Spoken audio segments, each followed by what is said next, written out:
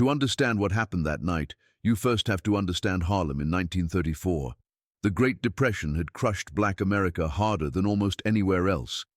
In some Harlem neighborhoods, unemployment was pushing 50%. Families were being evicted weekly, kids were going hungry. The legitimate economy had collapsed, but one business thrived, the numbers racket. The game was simple. You bet a nickel on a 3-digit number. If your number hit, you won $25. For someone making $7 a week, if they were lucky enough to have work, that nickel wasn't gambling, it was hope, and hope was the only currency left. The numbers racket in Harlem wasn't run by Italian mobsters. It wasn't run by Irish gangs. It was controlled by black operators. And at the top sat one woman, Stephanie St. Clair, French-Caribbean immigrant, brilliant businesswoman, ruthless when she had to be. They called her the Queen of Policy, and she had built an empire that generated hundreds of thousands of dollars a year, real money, in Depression-era America. She employed hundreds of runners, mostly young black men, collecting bets and delivering winnings. She paid them well. She paid rent for families who couldn't afford it. She kept dirty cops off the backs of Harlem businesses, in a city that treated black people like they were invisible. Madame St. Clair gave them protection, and she had an enforcer, her bodyguard, her problem solver, a 28-year-old from South Carolina who'd arrived in Harlem at 14 and learned to fight in the streets, and in prison, Ellsworth Bumpy Johnson. Bumpy wasn't huge, about 5'9", maybe 160 pounds, but men twice his size walked carefully around him. He'd been stabbed, he'd been shot at, he'd been beaten by cops, and every time, he got back up. People said Bumpy Johnson was too stubborn to die, too angry to quit, and too smart to lose. He wasn't loud, he wasn't flashy, but he was precise. When Bumpy said he would handle something, it got handled. And that's why Madame St. Clair trusted him with everything. But in early 1934, his reputation was about to be tested in a way nobody saw coming, because Harlem had a new problem: Dutch Schultz. Dutch Schultz, real name Arthur Flegenheimer, German Jewish mobster from the Bronx, bootlegger, millionaire. During Prohibition, he made more money than most crime bosses in New York, but when Prohibition ended in December 1933, Dutch needed a new revenue stream, and he looked south. He saw Harlem, he saw millions flowing through black hands, and he decided he wanted it. Dutch's strategy was simple: intimidation and violence. Send white enforcers into Harlem, beat up black policy bankers, smash their operations, force them to work for him or disappear. It worked on most. Casper Holstein, one of Harlem's biggest operators, got kidnapped in 1928 and never fully recovered. Others took Dutch's deal rather than risk their lives, but Stephanie St. Clair refused. She'd built her empire from nothing. She'd fought cops, rivals, politicians, gangsters, and won. She wasn't handing it over to some Bronx mobster. So Dutch Schultz sent his men into Harlem with one mission: destroy her operation, and Madame St. Clair sent Bumpy Johnson to stop them. For 6 months, Harlem became a battlefield. Dutch's men would show up to shake down a black business. Bumpy would show up and send them back to the Bronx in ambulances. Dutch's collectors tried to intimidate St. Clair's runners. Those collectors disappeared. Bodies weren't found, but that was the point. The message was clear: come to Harlem, and you vanish. Dutch Schultz was losing men, losing money, losing respect, and Dutch Schultz didn't lose. So in early February 1934, when 3 of his collectors vanished without a trace, he snapped. He called a meeting with his top enforcers: Mickey Sullivan, Paulie the Torch Romano, Tony Benz, 3 of the most violent men he had. Dutch looked at them and said, "I want Bumpy Johnson dead, not arrested, not beaten. Dead. Make it painful, make it public. I want Harlem to know what happens when you cross me." Mickey volunteered immediately. Paulie was the fire specialist. 7 buildings burned, witnesses killed, rivals erased with gasoline and matches. Tony Benz was backup. Insurance: if somehow Bumpy survived, Tony would finish him. They had 1 week to study Bumpy's movements, 1 week to find the perfect moment, and on February 15th, 1934, they found it. Thursday night, cold, mid-30s. Most people stayed indoors. Bumpy spent the evening at Madame St. Clair's brownstone on 145th Street. Strategy, resources, which cops were dirty, which could be bought. St. Clair was frustrated. "This war is costing me money. Bumpy, we can't keep this up forever." Bumpy leaned back and said, "We don't have to keep it up forever. Just long enough for Dutch to realize Harlem costs more than it's worth. And if he doesn't, she asked. Bumpy's expression didn't change. Then we kill him. That was why she trusted him.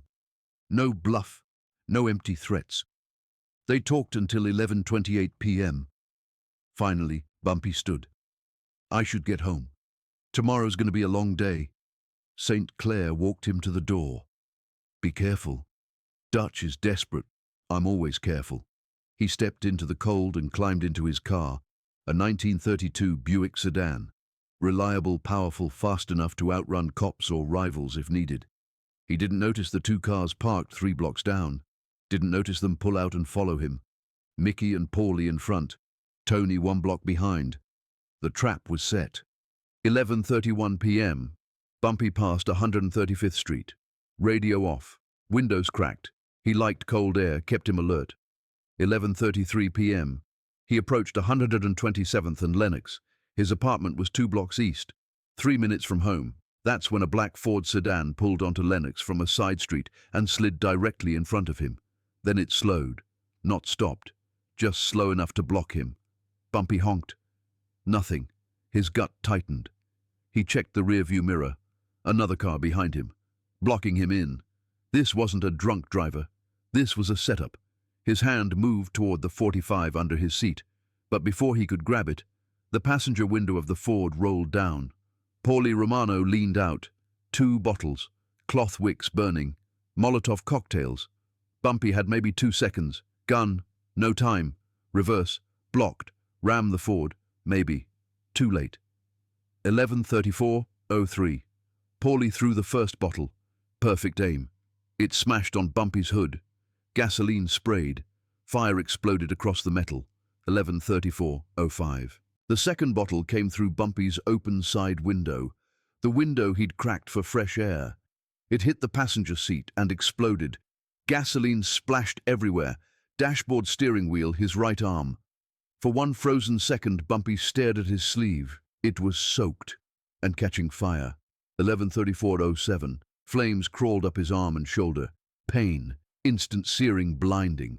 Most men would have panicked, screamed, thrown open the door and run. Bumpy Johnson didn't panic. Training kicked in. First priority, get out. He reached for the door handle with his left hand, touched hot metal. Skin blistered instantly. He jerked his hand back. The passenger seat was fully engulfed. Smoke everywhere. Heat climbing past 800 degrees. He couldn't breathe. Couldn't see. His jacket was burning. He made a decision. The windshield. He braced against the seat and kicked. Once. Crack. Twice. Spiderweb fractures. Third kick. 11:34:12. The windshield shattered. Glass rained down. Bumpy grabbed the steering wheel and pulled himself forward, climbing through the opening. His jacket was still burning. He could smell his own hair singeing. He rolled across the hood through the flames and hit the pavement hard, cold concrete. Good. He rolled once, twice, 3 times, trying to smother the fire eating through his jacket. Gasoline fought back, didn't want to go out. 4 rolls. Finally, the flames died. Steam rose from his body. His right arm felt like it was submerged in boiling water. Then he looked up and saw them. Mickey Sullivan in the Ford, fumbling with keys. Paulie Romano climbing out, running. Tony Benz waiting 1 block back, watching. They thought he was dead or dying. They were wrong. Something crystallized in Bumpy's mind. Cold, clear focused. 11:34:22. Bumpy Johnson stood up, ripped off his smoldering jacket, threw it into the street. Underneath, charred shirt, blistered skin burns from shoulder to wrist. Steam rose from his wounds in the February air. He looked at his hands. Left palm burned from the door handle. Right hand blistered from rolling on hot pavement. Both hands should have been useless. Should have been. Bumpy made fists. Pain shot up his arms. He ignored it. Then he started running. Not away. Toward them. Here's what witnesses saw from their windows that night. A man on fire climbed out of a burning car. They thought he was dying. Instead, he stood up, ripped off his jacket, and ran at the men who tried to kill him. Mrs. Dorothy Williams' 3rd-floor window grabbed her husband's arm. Samuel, that's Bumpy. He's alive. God help those men. A 12-year-old boy named Malcolm pressed his face to his window. Years later, he'd tell his kids about the night he saw a man on fire refuse to die. Mr. Jefferson, fourth floor, reached for the phone. His wife stopped him. "We didn't see nothing. You understand. 3 buildings, 12 windows, 12 witnesses. By morning, all 12 would swear they were asleep." 11:34:28. It took Bumpy 10 seconds to reach the Ford, 10 seconds of running on burned feet, 10 seconds of smoke-filled lungs, 10 seconds of pain that would have dropped most men. Mickey finally got the key in the ignition. The engine coughed. Once. Twice. Bumpy grabbed the driver's door handle and yanked it open. Mickey screamed, not a tough guy scream, a real scream, the kind you make when death finally finds you. Bumpy grabbed him by the collar, burned hands gripping fabric, and pulled him out of the car like he weighed nothing. Mickey hit the pavement, tried to crawl, didn't get far. The street went silent again. That impossible silence, like Bumpy Johnson carried his own atmosphere, where normal sound didn't exist. 11:34:35. Bumpy's hands closed around Mickey Sullivan's throat. Mickey punched, kicked, clawed at Bumpy's wrists, but burned hands are still hands. And Bumpy Johnson's grip was iron. Mickey's face turned red, then purple. His legs kicked uselessly. 45 seconds. That's how long it took. Bumpy released his grip. Mickey collapsed, didn't move again. Up in the apartment, someone reached for a phone. "Don't," their neighbor said. "We didn't see nothing." Paulie Romano had a 30-second head start. Former boxer. Fast. But Bumpy was faster. Or maybe it wasn't speed. Maybe it was the way he moved through Harlem like the streets belonged to him. 11:34:50. Bumpy ran. His burns screamed. His lungs burned. At 129th Street, his legs gave out. He stumbled into a wall. Vision blurred. Pain winning. Ahead. Paulie pulling away. He should have stopped. Should have let him go, but if Paulie lived, Dutch would send more men. 10 next time. 20. This ended here. Bumpy pushed off the wall and ran again. Not running, falling forward, momentum carrying him. 130th Street, 3 blocks north. 11:35:15. Bumpy caught him, grabbed Paulie's collar and slammed his face into a brick wall. The sound echoed down the empty street. Paulie tried to beg, "Please, Bumpy, I got kids." Bumpy said nothing, just grabbed the back of his head and slammed it again. Once, twice, third time. Paulie collapsed, didn't move. Bumpy stood there, breathing hard, burns screaming, hands shaking, adrenaline fading. Then he heard an engine. 1 block south, Tony Benz sat in his car, gun in his lap, hands shaking. He'd watched everything, watched Bumpy climb out of fire, watched him strangle Mickey, watched him chase Paulie and beat his skull against brick. Tony's job was simple, finish Bumpy if he survived. But now, watching this burned, bloodied man still standing, Tony made a decision. He could shoot, maybe hit, maybe not. But even if the bullet landed, would it stop him? Fire didn't. Mickey didn't. Paulie didn't. Tony started driving slowly toward 7th Avenue, not fleeing. Dutch would kill him if he ran. But his hands shook on the wheel. Bumpy turned, saw headlights, saw Tony. Tony leaned out with a .38 revolver. Hand trembling, Bumpy dove behind a parked car as Tony fired. The bullet hit brick. Bumpy reached into Paulie's jacket, pulled out a snub-nosed .38. Tony fired again, shot through the parked car window. Glass showered Bumpy. He didn't flinch. He rose and fired once. The bullet hit Tony in the shoulder. Not fatal, but enough. Tony dropped the gun and floored it. The car disappeared north. Tony Benz never came back to Harlem. Bumpy watched him go. Then his legs finally gave out. He sat on the curb beside Paulie's body. 11:36 p.m. February 15th, 1934. 2 dead men. 1 burning car, and 1 burned man who refused to die. He smiled. Not because he'd won, but because the message had been sent. You can burn Bumpy Johnson, but you can't stop him. Bumpy didn't go to a hospital. Hospitals meant records. Records meant cops. Cops meant Dutch finding out he survived.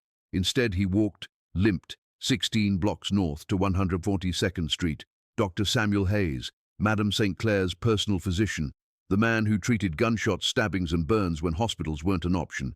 11:52 p.m. Hayes opened the door and froze. Jesus Christ. He pulled Bumpy inside, cut away his shirt. The burns were serious. Right arm worst. Back second. Left hand manageable. You need a hospital. These burns need no hospital. Bumpy said quietly. Dutch has eyes there. I walk in. I die. Hayes worked for 3 hours, cleaned the burns, applied salve, wrapped his arm and back, offered morphine. Bumpy refused at first. Need to stay alert. You need sleep. Hayes said, your body needs to heal. Finally, Bumpy agreed. 3 days, Hayes said, minimum. Then I'm back on the street. NYC Detective Robert Walsh stood on 127th Street the next morning staring at the burned-out shell of Bumpy's Buick. 2 blocks north, Mickey Sullivan. 3 blocks north, Paulie Romano. Walsh knew what happened. Everyone did. His partner asked. Witnesses? Walsh laughed. 12 apartments overlooking the scene. All 12 say they were asleep. So what do we write? Walsh looked at Harlem, at people walking past, not making eye contact, not talking. Drunken brawl, he said. 3 white men from out of town. Fight escalated. 2 dead. You're letting Bumpy Johnson get away with murder. Walsh replied, I'm filing an accurate report about a drunken fight. What Bumpy Johnson may or may not have done isn't in the report. Case closed. February 20th, 1934. Bumpy walked out of Dr. Hayes's house, arm bandaged, hand wrapped, burns on his back, painful, but he walked through Harlem anyway. Down Lenox, past the burned car, past where Mickey died. People saw him. Word spread instantly. Bumpy's alive. They tried to burn him, and he lived. By noon, all of Harlem knew. The story grew. Some said he fought 5 men. Some said he walked through flames. Some said bullets bounced off him. The truth was enough. Burned alive. Killed 2 men with burned hands. Walked away. That made him untouchable, because if fire can't stop you, what can? February 21st, 1934, Dutch Schultz sat in his Bronx office, 8 lieutenants, cigarette smoke thick. Tony Benn stood in the corner, shoulder bandaged. Tell them, Dutch said. Tony swallowed. We hit him with 2 Molotovs. Car fully engulfed. I saw him burning. He should have been dead, Dutch said, but he climbed out, strangled Mickey, chased Paulie 3 blocks, beat his head into a wall, then shot me. Silence. How bad were his injuries? Dutch asked. Bad, but he was still killing, someone said. So we send more men. Dutch looked at Tony. Could you kill Bumpy Johnson with 20 men? Tony met his eyes. No. Even if we kill him, Harlem will hunt us forever, and Harlem protects him. Dutch asked his accountant. How much we making in Harlem? Gross 40,000 a month. Net maybe 15. And how much did this cost us? About 8,000. 1 hit. Half a month's profit. More hits, more bodies, more losses. Dutch stood. Pull everyone out. Boss, Harlem belongs to Bumpy Johnson. It wasn't surrender. It was business. Cold, calculated, and Bumpy Johnson had just proven he was too expensive to fight. The scars never fully healed. Burns on his right arm, scars on his left palm, patches on his back where fabric melted into skin. But Bumpy wore them like armor because everyone who saw them knew the story, knew what happened on February 15th, 1934, knew the most dangerous mobster in New York tried to burn him alive and failed. Madame St. Clair visited him a week later. Dutch pulled out, she said. All his people gone. You won, she said. Bumpy shook his head. I survived. That's not the same. In Harlem, she said. It is. And she was right, because in Harlem, survival was victory. Over the next 4 decades, Bumpy Johnson became a legend, the godfather of Harlem, the man who protected his neighborhood, the criminal who made sure black people had someone on their side. But it all started that night, the night Dutch Schultz tried to burn him alive, the night Harlem went silent, the night Bumpy Johnson proved, fire can't kill what refuses to burn.